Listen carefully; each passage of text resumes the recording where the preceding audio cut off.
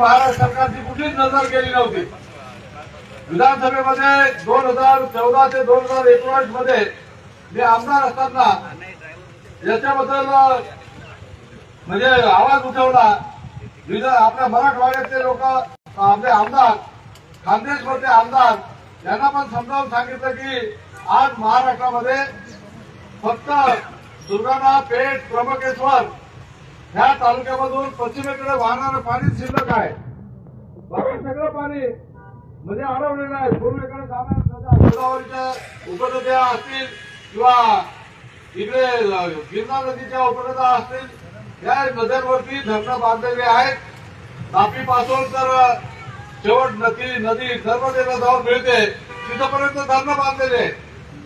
परंतु आज त्या पूर्वेकडे जे मराठवाडा आहे, लातूर जिल्हा आहे, औरंगाबाद जिल्हा आहे, या जिल्ह्यामध्ये नवीन पाणी कुठून तरी येईल असं कुठलंच काही नदी नाही आहे। आणि म्हणून मागे तुम्हाला पण माहित आहे, मागे दुष्काळाच्या वेळेस लातूर जिल्ह्याला रेल्वेने पाणी पाजलं। शेतीला नाही, लोकांना पिण्यासाठी रेल्वेने पाणी दुसरीकडून आणलं आणि लातूर जिल्ह्यातील लोकांना पाणी दिलं। आपलं म्हणणं आहे महाराष्ट्रामध्ये जे काही आपले तालुके आहेत या तालुक्यामध्ये वाया जाणारं पाणी, समुद्रात जाऊन मिळणारं पाणी आहे, याचा विचार महाराष्ट्र सरकारने कधीच केला नाही। आणि त्याचा फायदा गुजरातच्या आणि मोदी सरकारच्या काही लोकांनी घेतला आणि केंद्र सरकार बरोबर सामंजस्य करार केला महाराष्ट्र सरकार आणि गुजरात सरकारच्या दोघा अधिकाऱ्यांनी। आणि त्यांनी सांगितलं की हे पाणी गुजरातला द्यायला काही अडचण नाही।